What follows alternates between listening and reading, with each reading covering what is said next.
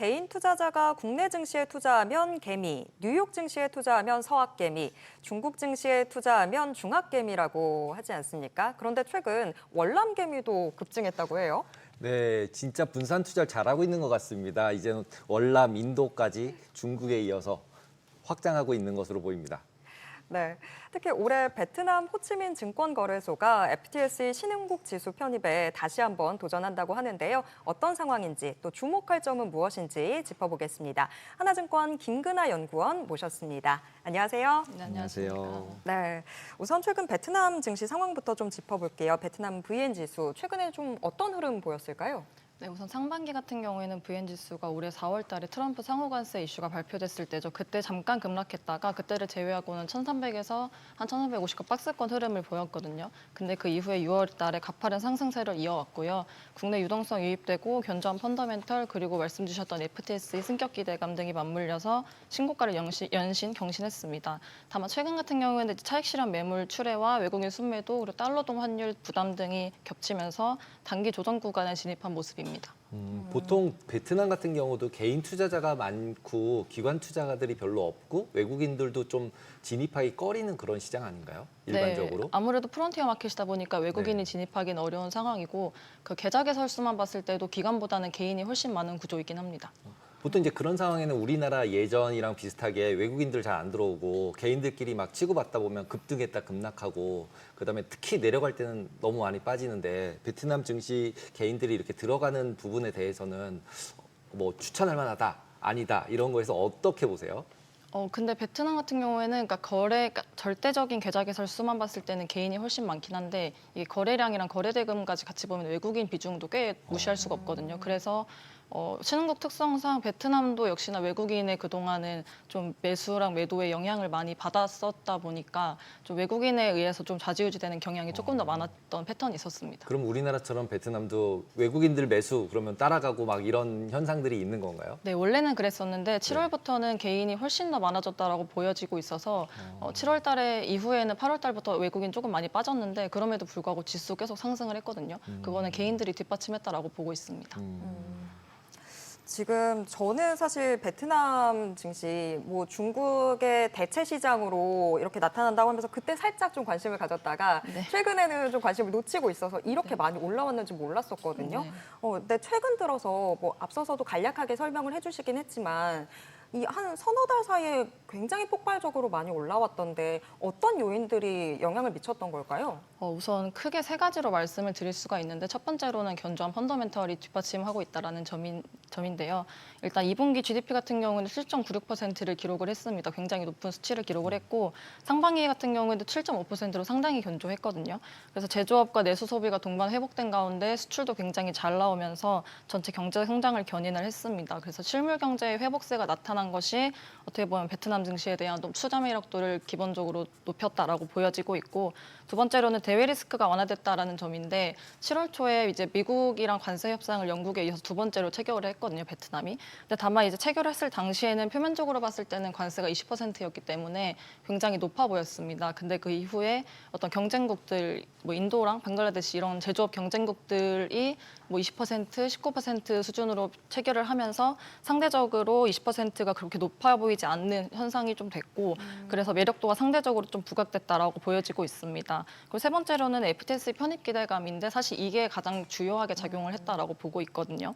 이제 베트남은 아무래도 프론티어 마켓이다 보니까 정부가 한 2018년도, 19년도쯤부터 이제 이머징의 승격을 하겠다라고 엄청나게 얘기를 많이 했었는데 최근에 어떤 개선 사항들이 좀 많이 나타나면서 그 어느 때보다도 승격에 대한 기대감이 굉장히 높아졌습니다. 그래서 이러한 것들이 좀 높게 작용을 하고 있다라고 보여지고 있고 잠깐 앞서 말씀드렸던 것처럼 유동성 측면에서도 7월 달에 개인이 굉장히 많이 들어오면서 8월 달에도 유사한 흐름이 이어졌거든요. 그래가지고 이러한 유동성이 어떤 그 개선된 점도 현재 베트남 증시를 떠받드는 좀 중요한 구조적 변화로 보여지고 있습니다.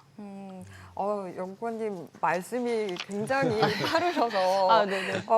제가 좀 이해할 수 있게 천천히 네, 해주셔도 네, 알겠습니다. 될 것 같습니다. 네. 근데 지금 FTSE 지금 신흥국 지수로 편입되는 기대감이 상당히 크다라고 네. 얘기를 해주셨고 다른 뭐 인터뷰에서도 유력하긴 한데 근데 좀 너무 우려되는 부분도 있긴 있다라고 하셨던 걸 봤었어요. 근데 거기서 어떤 부분이 걱정되는지는 이야기가 안 나오더라고요. 어떤 부분 걱정하고 계신 걸까요? 그 가장 크게 바뀌었던 거는 작년 11월 달에 일단 외국인 프리펀딩이라고 해서 선 예치를 해야 되는 게 있었는데 그게 좀 폐지가 됐고요. 올해 5월 달에 KRX 시스템, 우리나라 거래 시스템 도입을 성공을 하면서 이제 좀 안정적으로 유치가 되고 있고 결제 주기라던가 뭐 상당 부분 많이 개선이 되긴 했거든요. 다만 이제 그러니까 그래서 FTS에서 요구하는 조건들의 대부분을 현재 갖춰놓은 상황이기는 한데 FTS에서는 또한 시스템의 안정성도 굉장히 중요하게 판단을 하더라고요. 그래서 저희가 그 추석 연휴인 10월 7일 날 이제 승격 발표가 될 예정이거든요. 근데 10월 7일 기준으로 해서 한 5개월도 채 안 돼서 시스템 안정성이 확인이 안 되는 상황이기 때문에 뭔가 FTS에서는 시스템 안정성을 조금 더 확인을 해야 된다라는 이유를 들어서 아무래도 이번에도 뭐 유보를 할 수 있지 않을까라는 걱정도 있기는 합니다. 보통 지금 이제 베트남 아까 전에 두 번째로 관세 협상을 이제 마무리 졌다. 네. 그러면서 이제 인도랑 아까 비교하셨는데 네. 인도 같은 경우는 오히려 약간 딜레이되고 있잖아요. 연기되고 있고. 그러면은 실제로 이제 중국 공장을 인도로 옮길 거냐, 뭐 베트남으로 옮길 거냐 이러면서 실제로는 베트남이 경기가 계속 어떻게 보면 성장성이 다른 나라 대비 이머징 마켓 중에 좋은 거라고 볼 수 있는 거잖아요. 네네. 그러면은 그 효과가 인도랑 베트남 두 개만으로 비교했을 때는 어느 정도 이 관세 영향도가 있는 거라고 보이세요?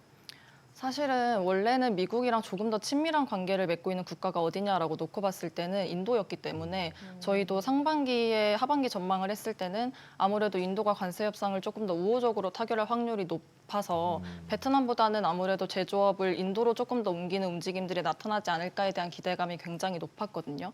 근데 이제 지금 인도는 50% 결국 관세를 좀 유지가 되고 있고 베트남 같은 경우는 20% 관세밖에 부과가 되지 않고 있기 때문에 그런 부분에 있어서는 사실 노동집약적 제조업 같은 경우에는 인도로 제조업을 옮길 요인이 굉장히 없어졌다라고 볼 수가 있는 거죠. 근데 다만 이제 사실 첨단 제조업 같은 경우에는 뭐 전자제품이라든지 뭐 그런 핸드폰 같은 고부가가치 제조업 같은 경우에는 사실 인도도 큰 영향이 없다고 보여지는 게 사실 미국이 전자제품이랑 의약품에 대한 관세를 면제를 하면서 인도 같은 경우에도 그런 게 리스크가 없긴 하거든요. 그래서 고부가가치 제조업 같은 경우에는 베트남이랑 인도 현재 그냥 정상 수준으로 유지가 될 것 같고 노동집약적 제조업 같은 경우에는 아무래도 베트남이 인도보다는 조금 더 유리한 상황이 나타날 수는 있을 것 같습니다. 근데 베트남이 지금 상호 관세 자체는 20%로 4월보다는 낮아졌지만 네. 환적 상품에 대한 관세는 40%로 사실 여전히 좀 높은 상황이잖아요. 그런 부분들이 베트남 경제에 영향을 미치고 있지는 않나요? 사실 저희도 처음에 우려했던 부분이 베트남이 대미 수출이 굉장히 급증하게 된 배경이 사실 팬데믹과 중국의 어떤 우회 수출이 급증한 데 맞물려 가지고 대미 수출이 굉장히 급증을 했었거든요. 그래서 말씀 주신 것처럼 환적 상품에 대한 관세를 높여버릴 경우에는 아무래도 중국의 우회 수출을 받던 물량을 그만큼 못 받게 되니까 대미 수출이 감소해서 결국에는 이제 경제 전반적으로 악영향이 있지 않을까라고 걱정을 했었는데 사실상 이게 그 원산지 증빙이나 환적 경로에 대한 추적이 어렵다고 하더라고요. 그리고 베트남 내 가공무역 형태로의 수출은 또 이게 막고 있지 않기 때문에 사실상 40%의 환적 상품에 대한 관세 실효성은 거의 없다라고 보여지고 있습니다. 그래서 사실 그러한 부분은 걱정하고 있지는 않아요. 그리고 이제 우리나라랑 특히 이제 베트남이랑 좀 친하잖아요. 아까 네. 말씀하신 것처럼 거래소 시스템도 한국 거래소 거 가져가서 깔고 네. 그다음에 이제 베트남 사람들이 한국 사람을 되게 좋아하는 면도 있고 그다음에 어떤 관광지도 저희가 되게 많이 가고 네. 이런 과정에서 실제로 우리나라의 뭐 이제 베트남 관련해서 이제 수혜를 보거나 아니면 수혜를 주거나 이런 파트들은 없나요? 베트남 측면의 말씀이신가요? 네, 베트남 측면에서 봤을 때. 지난달 11일에 그 또람 당 서기장이 한국을 방문을 했습니다. 서 기장이 방문한 거는 거의 11년 만인데요. 네, 그래서 양국이 정상회담을 가졌는데 우선 단순히 그러니까 교역을 확대하기로 합의를 한 데 이어서 저희가 베트남의 어떤 실질적인 이익을 좀 기대할 수 있는 부분이 원전이랑 철도라고 보고 있거든요. 우선 원전 같은 경우에는 베트남의 전력 수요가 매년 12% 정도 증가하고 있습니다. 그래서 산업 생산이랑 실질 GDP 성장률 모두 크게 상회하고 있는 수준이어가지고 매년 전력난에 대한 고민이 굉장히 있을 수밖에 없는 상황이어서 베트남도 원래는 이제 원전을 추진하려고 했었다가 원전을 중단을 했었거든요.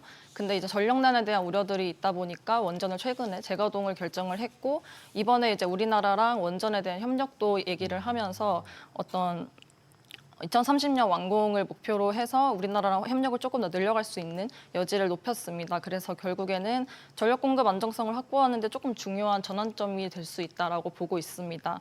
그리고 두 번째로는 철도인데요. 사실 베트남 같은 경우에는 현재 아세안의 물류 허브로 부상을 하고 있긴 한데 철도 인프라 활용 비중이 굉장히 미미합니다. 0.2%밖에 안 돼가지고 근데 다만 이제 철도 인프라는 적시성, 효율성 측면에서 굉장히 뛰어나다고 알려져 있고 국경 간의 물류량이 굉장히 높아지고 있기 때문에 그 국경 간 물류를 할 때는 무엇보다도 철도 인프라 활용성이 굉장히 높다고 해요. 그래가지고 현재 철도 인프라를 좀 많이 구축하려고 하는 상황인데 이번에 한국과도 철도 측면에서 협력을 하겠다고 언급을 했거든요. 그래서 한국과 협력을 많이 할 경우에는 이제 철도 인프라의 현대화를 통해서 물류 효율성을 좀 개선할 것으로 기대가 되고 있습니다. 그러니까 얼마 전에 현대로템도 그 베트남 철도 인프라 사업에 관심을 좀 보여서 관련해가지고 저도 열심히 팔로우업을 하고 있습니다.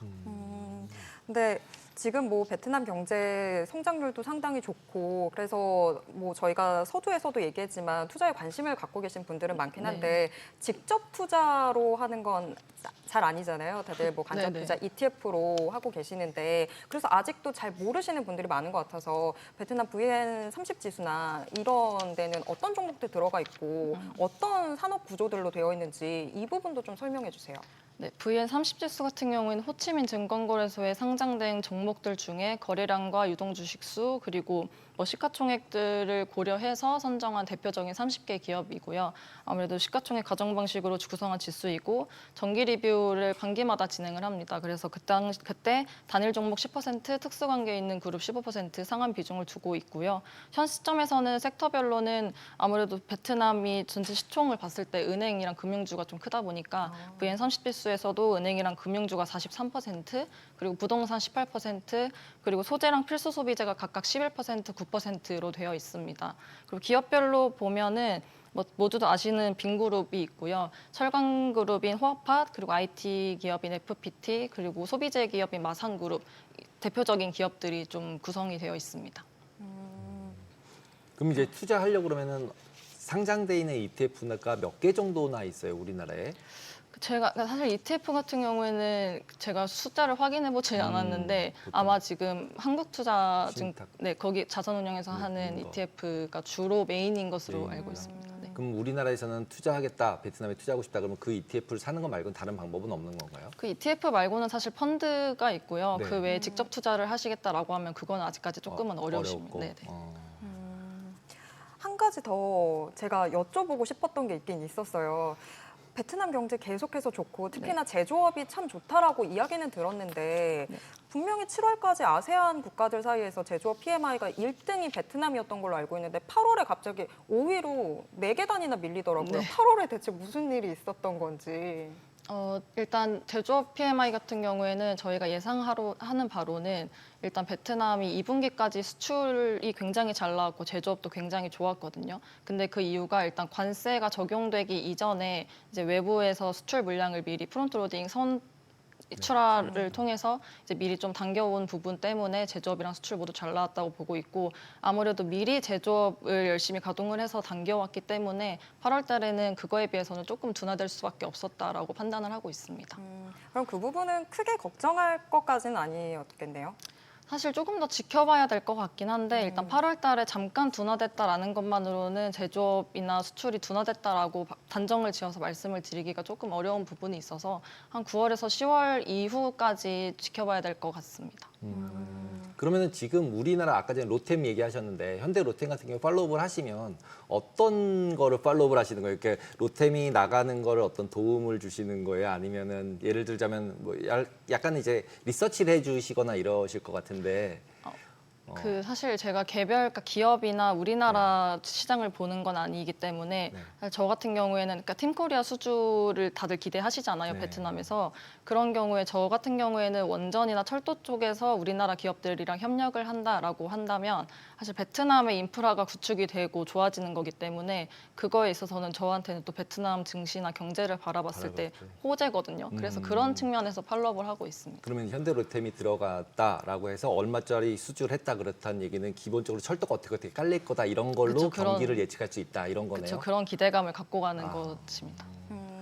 지금 베트남 증시 저희가 이야기했을 때 가장 큰 상승 동력은 FTSE 지금 신흥국 지수에 편입되느냐 마느냐 이거라고 했고 단기간에 너무 많이 올라왔기 때문에 조정에 대한 우려도 있긴 있거든요. 그 부분은 어떻게 보실까요?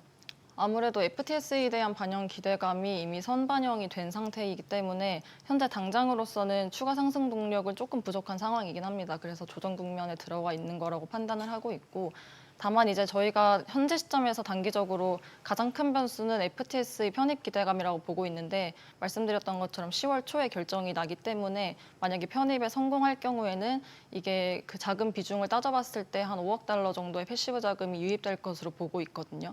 그럼 일단 유동성 측면에서 증시가 한 번 더 상승을 할 수 있는 동력을 얻는 거니까 그러한 그 편입 여부를 조금 주의 깊게 보고 있습니다. 다만 이제 편입에 실패한다고 한다면 아무래도 실망감이 작용을 하면서 증시가 더 하락할 가능성도 저희가 열어둘 필요는 있을 것 같습니다. 네, 오늘 말씀 여기까지 듣도록 하겠습니다. 고맙습니다. 감사합니다.